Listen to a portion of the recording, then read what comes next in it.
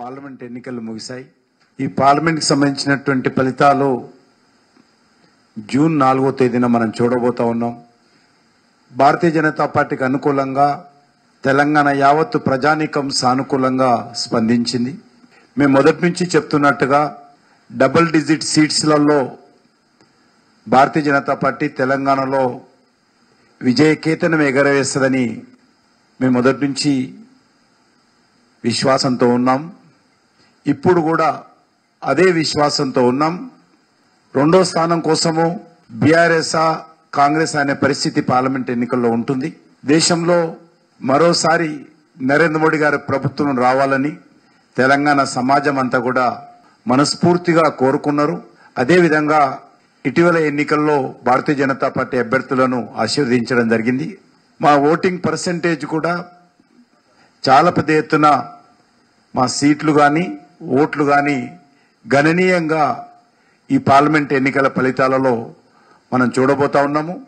తెలంగాణ ప్రజలు ఆ రకంగా బీజేపీని ఆశీర్వదించడం జరిగింది. ఇప్పుడు జరుగుతున్నటువంటి ఖమ్మం, నల్గొండ, వరంగల్, పట్టభద్రుల నియోజకవర్గానికి సంబంధించినటువంటి ఎమ్మెల్సీ ఎన్నికలు 27వ తేదీన ఉన్న విషయం అందరికీ తెలుసు. ఈ ఎన్నికలు ఉప ఎన్నికలు. ఈ ఎన్నికల్లో బీజేపీ అభ్యర్థిగా మరి అనేక సంవత్సరాలుగా ప్రజాక్షేత్రంలో విద్యార్థి నాయకుడుగా మరి పూర్తి సమయం ఇచ్చి పనిచేసి అఖిల భారతీయ విద్యార్థి పరిషత్తులో పనిచేసినటువంటి వ్యక్తి. ఆ తర్వాత భారతీయ జనతా యువ మోర్చా రాష్ట్ర శాఖ అధ్యక్షుడిగా, ఈరోజు బీజేపీ రాష్ట్ర ప్రధాన కార్యదర్శిగా అనేక ఉన్నత చదువులు చదివిన తర్వాత కూడా ఒక సిద్ధాంతం కోసము నమ్ముకున్నటువంటి పార్టీ కోసము పనిచేస్తున్నటువంటి కార్యకర్త. ఆయన గత ఇదే 3 ఉమ్మడి జిల్లాలకు సంబంధించినటువంటి ఇదే కాన్స్టిట్యున్సీ నుంచి పోటీ చేయడం జరిగింది. ఉప ఎన్నిక కాబట్టి మా పార్టీ మళ్ళీ వారినే అభ్యర్థిగా రంగంలోకి దింపడం జరిగింది. మంచి సానుకూలత అన్ని గ్రామాలలో, అన్ని అసెంబ్లీ నియోజకవర్గాల్లో, అన్ని జిల్లాలలో మాకు అనిపిస్తా ఉంది. మంచి మెజార్టీతో ఈ యొక్క గ్రాడ్యుయేట్స్ కాన్స్టిట్యున్సీలో కూడా ప్రజల ఆశీస్సులతో బీజేపీ ఇక్కడ గెలవబోతా ఉంది. సానుకూలమైనటువంటి వాతావరణం ఉంది. పార్టీ పరంగా చూసినా, అభ్యర్థి పరంగా చూసినా ఈరోజు మరి ఇక్కడ బీజేపీ గెలిచేటువంటి అన్ని రకాలుగా ప్రజలు అండదండలు అందిస్తా ఉన్నారు. దురదృష్టం ఏంటంటే టీఆర్ఎస్ పార్టీ అధికారంలోకి వచ్చిన తర్వాత లెజిస్లేటివ్ కౌన్సిల్ యొక్క శాసన మండలి యొక్క ప్రాధాన్యత క్రమంగా తగ్గిస్తూ వచ్చింది. దాని ప్రాధాన్యత లేకుండా చేయడం జరుగుతూ ఉన్నది. ఏదో ఉన్నది కాబట్టి తూతూ మంత్రంగా సమావేశాలు నిర్వహించడం, ఈ యొక్క కౌన్సిల్కి ఏ రకమైనటువంటి ప్రాధాన్యత లేకుండా చేయడము, మరి ఒక క్రమ పద్ధతిలో టీఆర్ఎస్ వ్యవహరించింది. టీఆర్ఎస్ కాంగ్రెస్ పార్టీ ఈ 2 పార్టీలు 2 ఒకటి అని మేము పదే ఏదైతే చెప్తున్నామో దానికి ప్రధానమైనటువంటి సాక్ష్యము లెజిస్లేటివ్ కౌన్సిల్.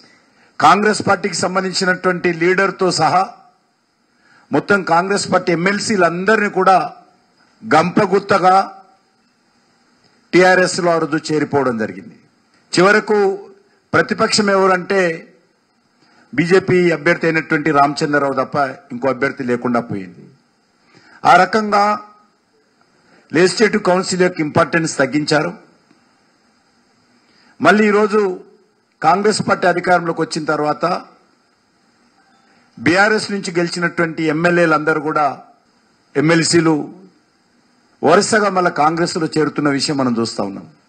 కాబట్టి బీఆర్ఎస్ నుంచి గెలిచినా, కాంగ్రెస్ నుంచి గెలిచినా 2 ఒకటే.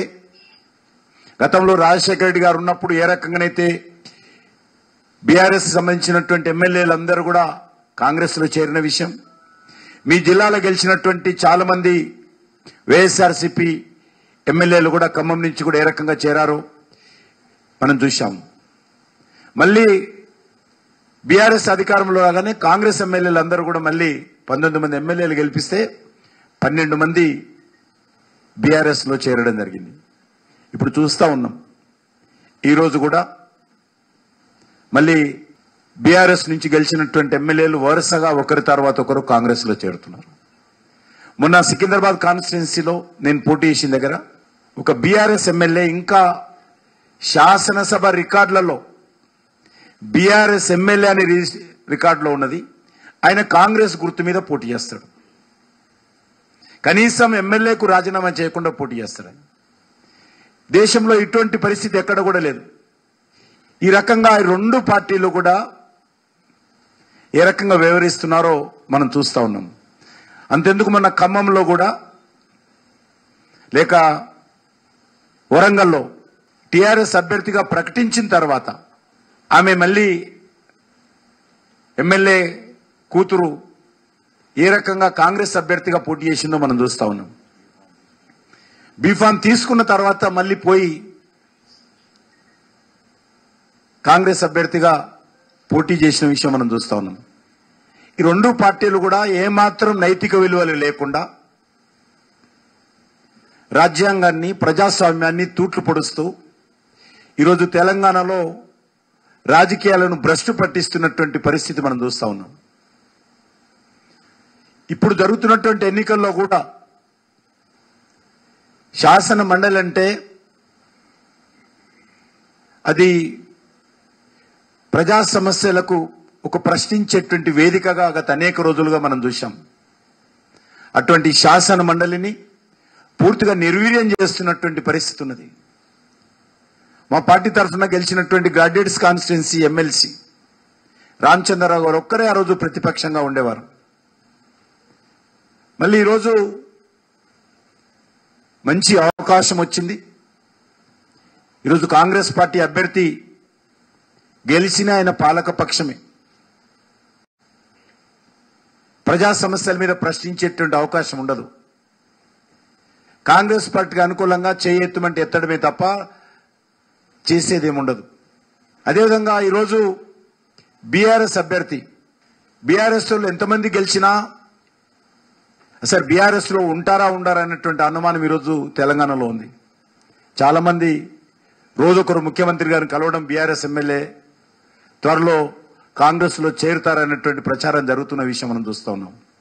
కాంగ్రెస్ నాయకులు మంత్రులు స్వయంగా చెప్తా ఉన్నారు. ఫలితాలు వెళ్ళిన లోక్సభ ఫలితాలు వచ్చిన మరునాడే 25 మంది బీఆర్ఎస్ ఎమ్మెల్యేలు కాంగ్రెస్ లో చేరుతారని చర్చ జరుగుతున్నది. కాబట్టి ఈరోజు రాష్ట్రంలో ఒక ప్రధాన ప్రతిపక్షంగా ఉన్నటువంటి బీఆర్ఎస్ పార్టీ పూర్తిగా తమ ఎమ్మెల్యేలను ఎమ్మెల్సీలను ఏ రకంగా ఒకరి తర్వాత ఒకరు కాంగ్రెస్ లో చేరుస్తుందో మనం చూస్తా ఉన్నాం. కాబట్టి రెండు పార్టీలు ఎవరు గెలిచినా ఎవరు ఓడినా రెండు ఒకటే, దొందు దొందే. ఈ రెండు పార్టీలకు తేడా లేదు. ఈ రెండు పార్టీలు కూడా ఒకే తానుముక్కలే. కాబట్టి ఈరోజు నేను మరి పట్టభద్రులను విజ్ఞప్తి చేస్తా ఉన్నాను. పట్టభద్రుల సమస్య కావచ్చు, ఉద్యోగస్తుల సమస్య కావచ్చు, నిరుద్యోగుల సమస్య కావచ్చు, వాళ్ళ గుండె చప్పుడు శాసన మండలిలో వినిపించేటువంటి అవకాశము ఒక భారతీయ జనతా పార్టీకి మాత్రమే ఉంది ఈ తెలంగాణలో అని కోరుతా ఉన్నాం. కాబట్టి తెలంగాణలో ఉన్నటువంటి ఈ 3 జిల్లాల పట్టభద్రులు ఆలోచించి ఈరోజు భారతీయ జనతా పార్టీని ఆశీర్వదించాల్సిందిగా, భారతీయ జనతా పార్టీకి అండగా నిలబడాల్సిందిగా నేను కోరడం కోసమే ఈరోజు ఖమ్మం రావడం జరిగింది. ఇంతకుముందు సుధాకర్ రెడ్డి గారు చెప్పినట్టు ఖమ్మం కానీ, వరంగల్ కానీ, నల్లగొండ కానీ, ఆ రకంగా తెలంగాణ యావత్తు కానీ చైతన్యానికి ప్రతీక. మొన్న ఈ 6 నెలల క్రితము ఈ కేసీఆర్ పీడ విరగడ కావాలి, ఈ కుటుంబ పాలన పోవాలి, ఈ అవినీతి పాలన పోవాలి, ఈ అహంకారపూరితమైనటువంటి పాలన పోవాలి, ఈ నియంత పాలన పోవాలి అనేటువంటి ఆలోచనతో కాంగ్రెస్ పార్టీకి సమర్థిస్తే తెలంగాణ ప్రజలు ఈరోజు పెంక మీద నుంచి పొయ్యిలో పడ్డట్టుగా తెలంగాణ ప్రజల జీవితాల్లోని అనేక రకాల హామీలు ఇచ్చారు. రాహుల్ గాంధీ, ప్రియాంక గాంధీ, సోనియా గాంధీ, రేవంత్ రెడ్డి గారు వీళ్ళందరూ కూడా తిరుగుతూ ఊరూర తిరుగుతూ అనేక రకాల హామీలు ఇచ్చారు. ఏ ఒక్కటి కూడా ఈరోజు అమలు చేసేటువంటి పరిస్థితి కాంగ్రెస్ పార్టీలో లేదు. అనేక రకాల గ్యారంటీలు ఇచ్చారు. ఏ ఒక్క గ్యారంటీ కూడా ఈరోజు అమలు చేసే పరిస్థితి లేదు. అది నిరుద్యోగులకు సంబంధించిన విషయం కావచ్చు, లేక మహిళలకు సంబంధించిన విషయంలో కావచ్చు, రైతాంగానికి సంబంధించిన విషయంలో కావచ్చు, పేదలకు సంబంధించిన విషయంలో కావచ్చు, రుణమాఫీ విషయంలో ఏ రకంగా మా పార్టీ అధికారంలో రాగానే డిసెంబర్ 9 తర్వాత రైతులకు ఇచ్చినటువంటి 2 లక్షల రుణమాఫీ చేస్తాము. ఒకవేళ మీరు ఏదో కారణంగా ఇప్పటికే మీకు బ్యాంకులు మీ అప్పులు చెల్లిస్తే మీరు వెంటనే వెళ్ళి ఫ్రెష్గా కొత్తగా అప్పులు తీసుకోండి, డిసెంబర్ 9న మేము వస్తున్నాము, మీ అప్పులు మాఫీ చేస్తామని చెప్పి, సోనియా జన్మదినం రోజు మాఫీ జరగబోతుందని చెప్పి రైతులను ప్రోత్సహించాడు. బ్యాంకులకు ఎవరు కూడా రుణాన్ని చెల్లించొద్దని చెప్పి పిలుపునివ్వడం జరిగింది. మీరెవరు అప్పు కట్టొద్దు బ్యాంకులకు, మేము వస్తున్నాము, మేము మాఫీ చేస్తున్నామని చెప్పారు. మరి ఈరోజు డిసెంబర్ 9 పోయింది, జనవరి 9, ఫిబ్రవరి 9, మార్చి 9, ఏప్రిల్ 9, మే 9 కూడా పోయింది. ఈరోజు అది ఆగస్టుకు వాయిదా వేశారు. దేవుడి మీద ఓట్లేస్తూ ఈ ముఖ్యమంత్రి గారు ఇచ్చిన హామీని నెరవేర్చలేని అసమర్థతతో నమ్మక ద్రోహం చేస్తూ రైతాంగాన్ని పూర్తిగా ఈరోజు రోడ్డున పడేశాడు. రైతులు ఇది రుణమాఫీ చేస్తారేమో, అవసరమైతే కొత్త రుణం తీసుకోవచ్చు కాబట్టి రైతులందరూ ఎదురు చూశారు. కానీ ఈరోజు వర్షాకాలం వస్తూ ఉంది, మళ్ళీ రైతులు పంటలు వేసుకోవాలి, బ్యాంకులు రుణం ఇచ్చే పరిస్థితులు లేదు, కొత్తగా అప్పులు ఇవ్వరు. ఎందుకంటే పాత రుణాలు కట్టలేదు కాబట్టి, పాత రుణాలు కట్టొద్దు అని చెప్పి ముఖ్యమంత్రి గారు గతంలో ప్రతిపక్షంలో ఉన్నప్పుడు చెప్పాడు కాబట్టి రైతులు కట్టలేదు. ఈరోజు రైతులకు కొత్త రుణం వచ్చే అవకాశం లేదు. ఇప్పుడు రైతులు పంటల పెట్టుబడి, వ్యవసాయానికి పెట్టుబడి ఎక్కడి నుంచి తీసుకురావాలో ముఖ్యమంత్రి గారు చెప్పాల్సిన అవసరం ఉంది. మీరు ఆగస్టు వరకు ఈ 2 లక్షల రుణమాఫీ చేయమంటున్నారు. ఈ లోపలనే వ్యవసాయానికి పెట్టుబడి కావాలి, రైతుకు ఎక్కడి నుంచి తీసుకోవాలో మరి ఏ మాత్రం ఈ ముఖ్యమంత్రి గారికి సామాజిక స్పృహ ఉంటే, ఇచ్చినటువంటి హామీ మీద ఆలోచన ఉంటే రైతాంగానికి చెప్పాల్సిందిగా కోరుతా ఉన్నాం. ఏ ఒక్క బ్యాంకు కూడా ఈరోజు రైతులకు రుణం ఇచ్చేటువంటి అవకాశం లేదు, పాత అప్పు కట్టలేదు కాబట్టి. 2 లక్షల రుణమాఫీ ఈ రకంగా వాయిదా వేశారు. అదేవిధంగా ఎకరానికి 15,000 ఇస్తామన్నారు, కౌలు రైతులకు 15,000 ఇస్తామన్నారు,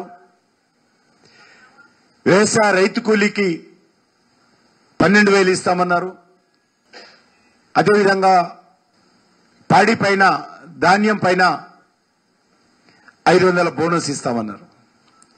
ఇందులో వ్యవసాయ రంగాన్ని తీసుకుంటేనే ఏ ఒక్కటి కూడా ఈ ప్రభుత్వం చేసే పరిస్థితి లేదు.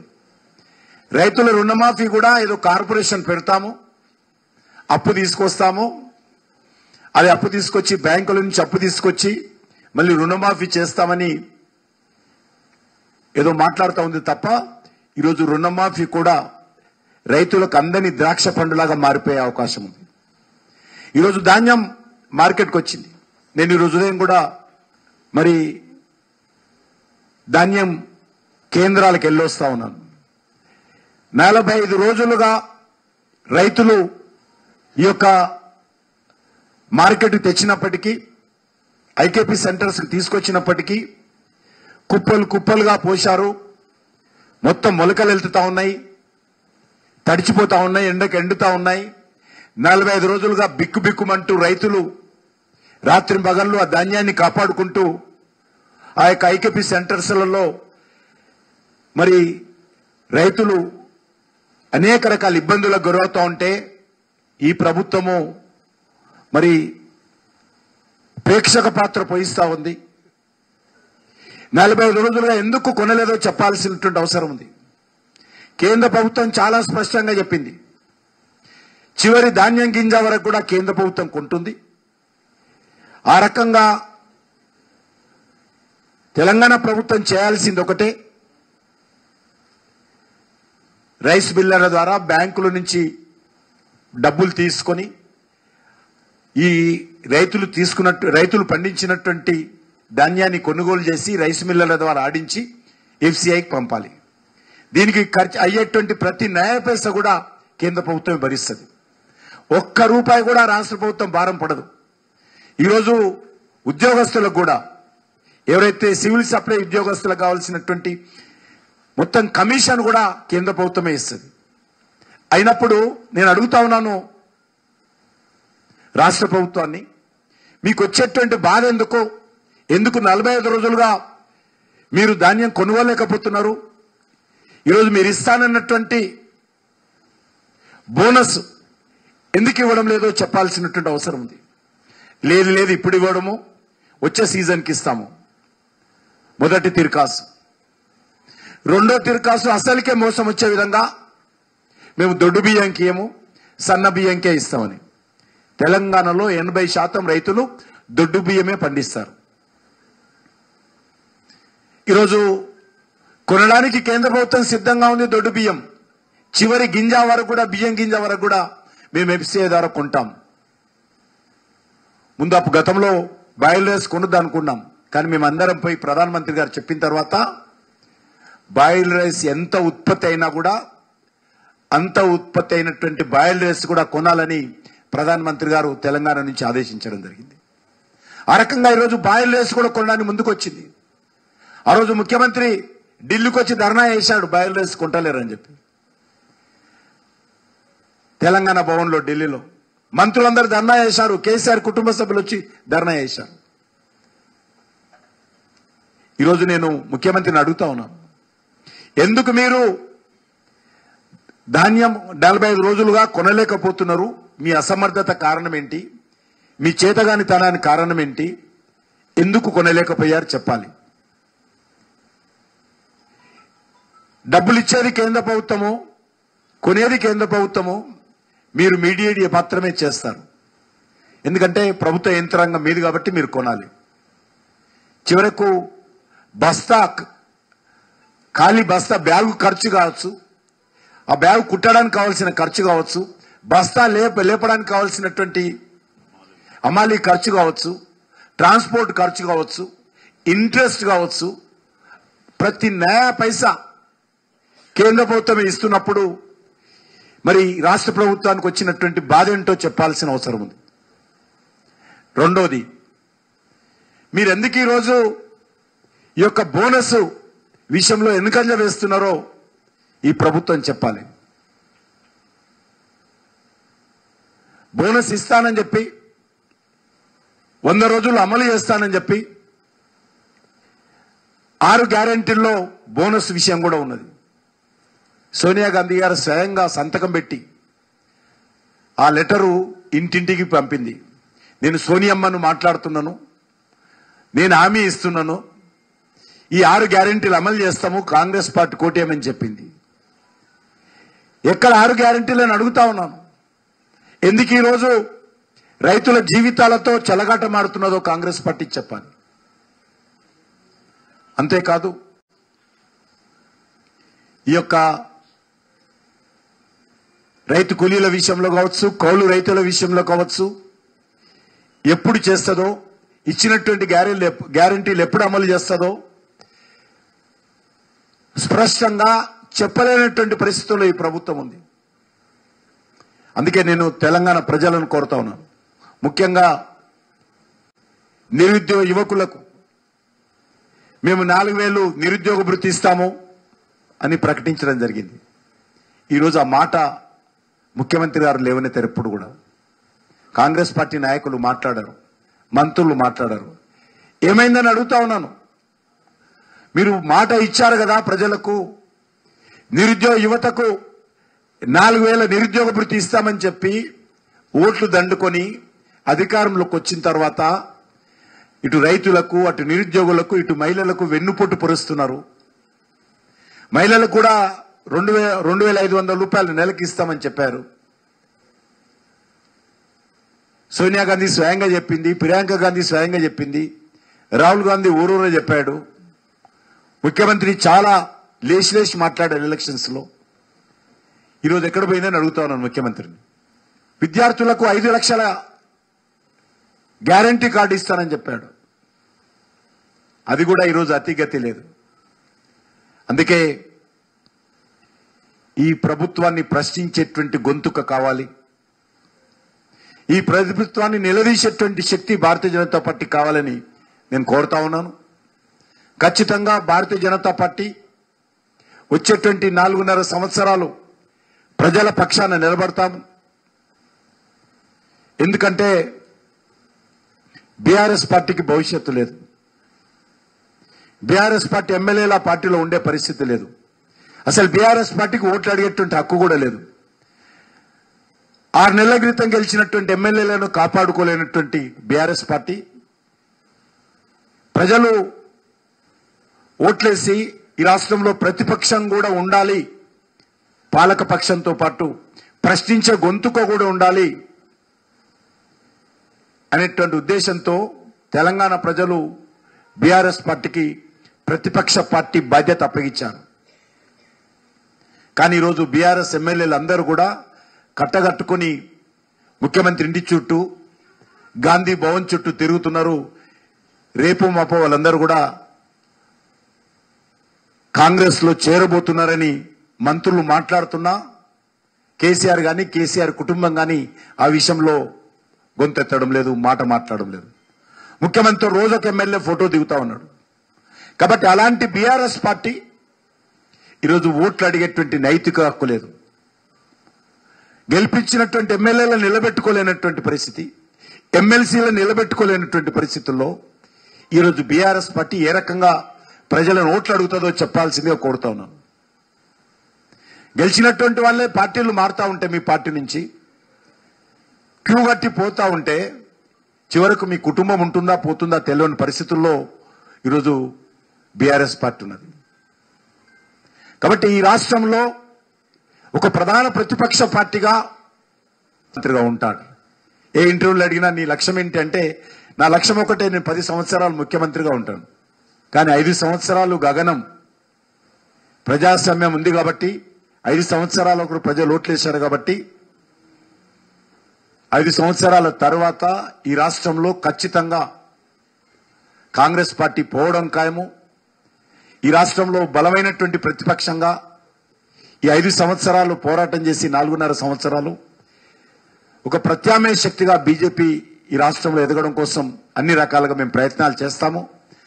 ఆ రకంగా ప్రజల గుండె చప్పుడై ఒక ప్రశ్నించే గొంతుకగా ఈరోజు నిలబడతాం. కాబట్టి ఈ పట్టభద్రుల నియోజకవర్గం నుంచి కూడా మరి ఈ 3 జిల్లాలకు సంబంధించినటువంటి విద్యావంతులు, మేధావులు, పట్టభద్రులు భారతీయ జనతా పార్టీని ఆదరించాల్సిందిగా, ప్రేమేందర్ రెడ్డిని మొదటి ప్రాధాన్యత ఓటు వేసి గెలిపించాల్సిందిగా కోరుతూ సెలవు తీసుకుంటున్నాం.